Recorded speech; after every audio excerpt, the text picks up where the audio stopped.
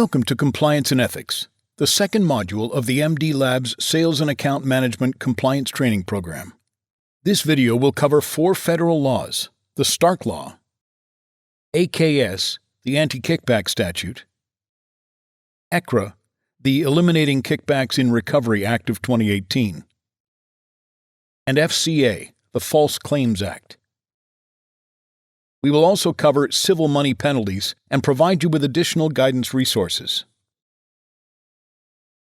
The Physician Self-Referral Law, commonly referred to as the Stark Law, prohibits physicians from referring patients to receive designated health services payable by Medicare or Medicaid from entities with which the physician or an immediate family member has a financial relationship.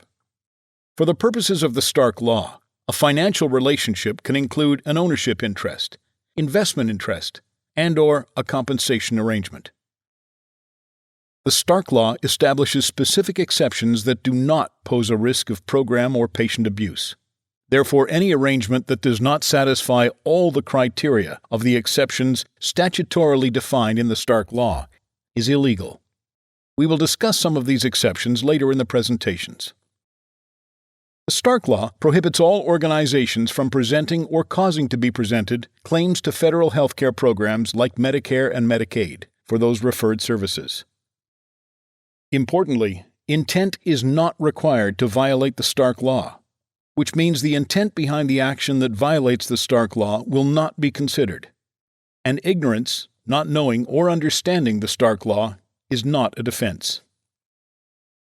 The penalties for violating the Stark Law are significant, serious, and involve civil liabilities, which can include denial of payment of a claim requiring refunds of amounts collected in violation of the Stark Law, civil monetary penalties up to $15,000 for each claim submitted. Civil monetary penalties and exclusions for circumvention schemes may also be imposed of up to $10,000 for both the entity and the provider, and any person who is required but fails to meet an applicable reporting requirement is subject to a civil money penalty of up to $10,000 for each day for which reporting is required to have been made. When setting up an arrangement for services provided, the following key questions should be answered to help determine if there may be potential for violation of the Stark Law. Answering yes to any of these questions should raise a red flag, and you should bring the situation to the attention of your supervising manager. Is a provider involved in the arrangement? Is an immediate family member of the provider involved in the arrangement? Is there any type of financial relationship? And if so, does it involve a direct or indirect ownership or investment by the provider or immediate family member? Does it involve a direct or indirect compensation arrangement with the provider or immediate family member? Does the provider or immediate family member have a financial relationship with an entity involved with the arrangement for services provided? And if so, does the provider make referrals to the entity for furnishing of designated health services? Is there any direct or indirect compensation arrangement with the entity? Again, answering yes to any of these questions could indicate there is a potential violation of the Stark Law, and you should immediately bring the situation to your supervising manager. As mentioned earlier, the Stark Law does contain numerous exceptions, with detailed requirements that make arrangements with providers for services provided legal. To be in compliance with the exceptions in the Stark Law, any compensation paid to a physician cannot be based on the value or volume of the referrals or other business generated between the parties. The arrangement must be commercially reasonable. The compensation must be at fair market value. The compensation cannot be solicited by any party, and the compensation arrangement does not otherwise violate the Anti-kickback Statute. A common question that gets asked is, if we cannot give things to healthcare professionals, why is it we are permitted to provide meals? The answer resides in one of the exceptions identified in the Stark Law that protects compensation from an entity to a provider in the form of items of service rather than cash or cash equivalents that does not exceed the designated spending amount per NPI physician per calendar year, which is outlined in the MD Lab's policy. The most current regulations on non-monetary compensation and medical staff incidental benefits exceptions can be found at this cms.gov link. We will now cover the Anti-kickback Statute, also known as AKS. Whereas the Stark Law does not require intent, the AKS does require intent for this law to be violated. Whereas violating the Stark Law can result in civil penalties, violating the Anti-kickback Statute is a criminal offense that could result in fines and prison time.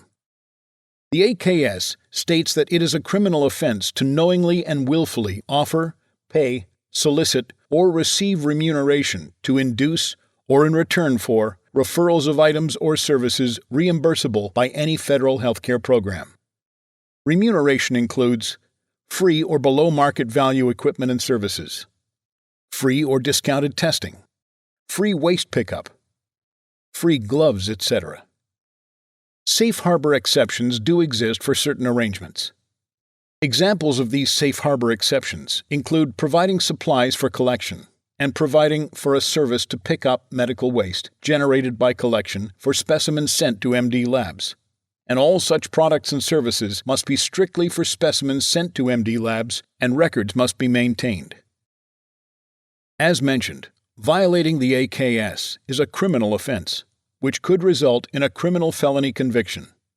Penalties could include a fine of up to $25,000, imprisonment of up to 5 years per violation, exclusion from federal healthcare programs, including Medicare and Medicaid.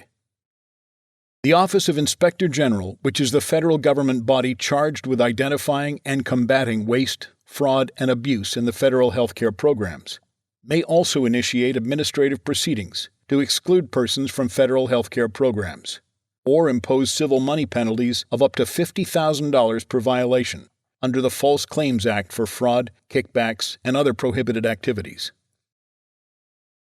To help ensure you are in compliance with the AKS, officers, directors, and employees should avoid gifts, gratuities, fees, bonuses, or excessive entertainment to attract or influence business activity.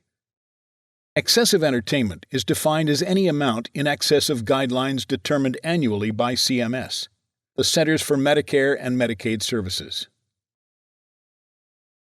Officers, directors, and employees shall refrain from using offers of equipment, computer hardware, computer software, support staff, and other non-monetary gifts that deviate from accepted business practices authorized by the company and incorporated into company-sponsored sales training.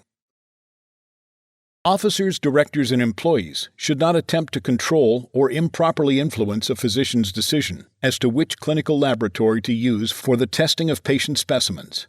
The decision as to which clinical laboratory to use is made solely by the referring physician. Officers, directors, and employees should never offer, pay, solicit, or receive remuneration in order to attract or influence business activity. Any attempt to control or improperly influence a referral to the laboratory will result in disciplinary action up to and including termination. From both a Stark and an AKS perspective, there are certain specific risk areas which you need to always take into consideration when developing an arrangement with a provider. These include, whenever the arrangement involves leasing or renting space to or from a referral source, leasing or renting equipment to or from a referral source, placing computers, printers, or fax machines in a physician's office, placing employees to perform phlebotomy or other collection services in a physician's office, contracting for a professional or personal service to or from a physician, providing certain supplies to referral sources, providing education and training for physicians or other referral sources, and providing non-monetary gifts or items of value to a physician or referral source. If you think a situation poses a risk that violates Stark and/or anti-kickback laws, contact your managing supervisor.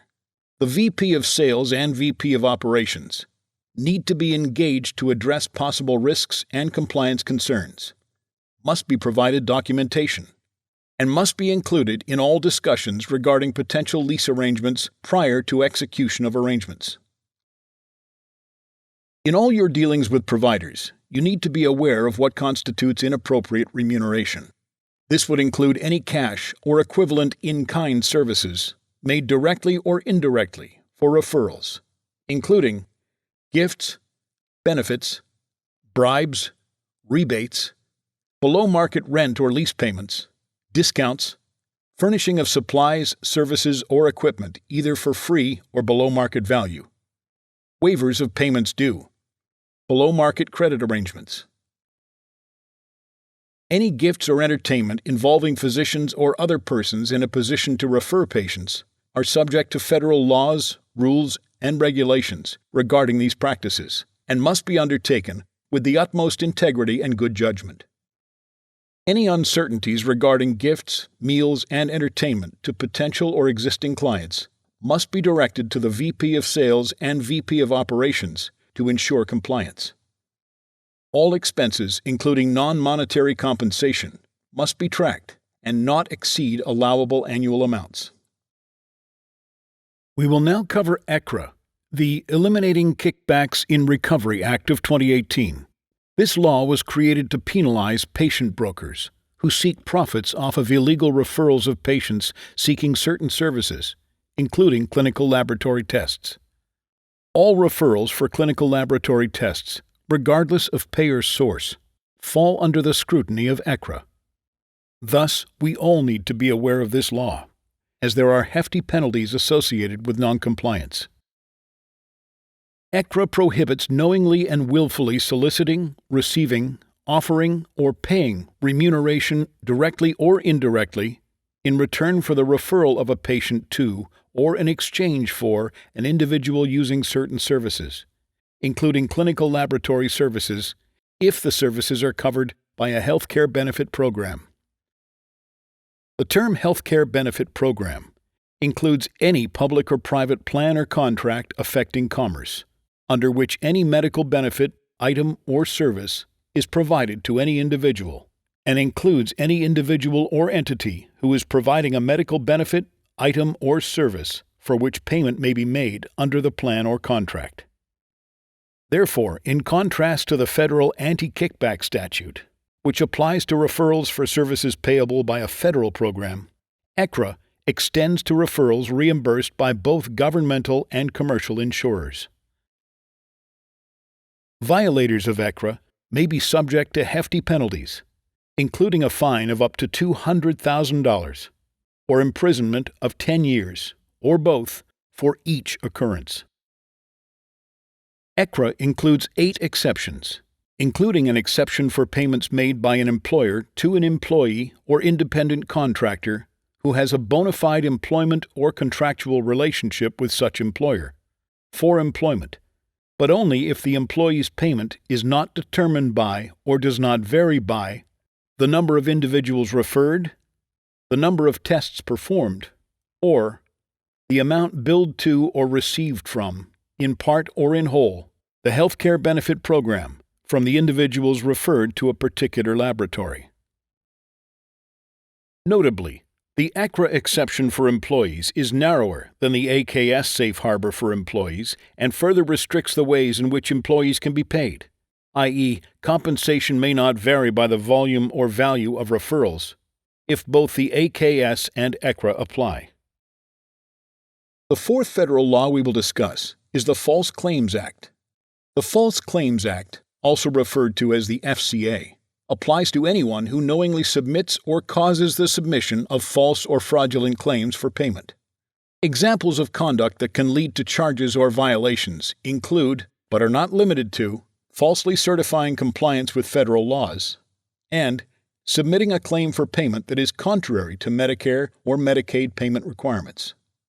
Like the Stark Law, penalties for the violation of the False Claims Act involve civil liabilities, which can include a fine of $5,000 to $10,000, plus potential treble damages, which means a tripling of awarded damages, for each false claim filed.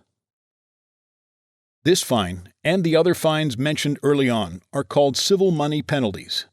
These are punitive fines imposed for enforcing federal regulations and laws. As discussed, these fines can be for submitting a claim that the person knows or should have known is for an item or service that was not provided as claimed, is false, and fraudulent. Violating the Anti-kickback Statute. Presenting or causes to be presented a claim that the person or persons know or should have known is for a service for which payment may not be made under the Stark Law, or for making or using a false record or statement that is material to a false or fraudulent claim. Civil money penalties range from $10,000 to $50,000 per violation, and an assessment of up to 3 times the amount claimed for each item or service, or up to 3 times the amount of remuneration offered, received, paid, or solicited. You can find additional guidance on these federal laws covering laboratory payments to referring physicians, along with what to do if you have information about suspect activities or arrangements, by going to the website shown on the screen. You can also refer to the Office of Inspector General, IOG, Compliance Program Guidance for Clinical Laboratories, which is published in the Federal Register, Volume 63, Issue 163, August 24, 1998. This completes Compliance and Ethics, the second module of the MD Labs Sales and Account Management Compliance Training Program. Direct any questions to your managing supervisor or call 775-391-5221 and ask for Human Resources, extension 111. When results count, count on MD Labs.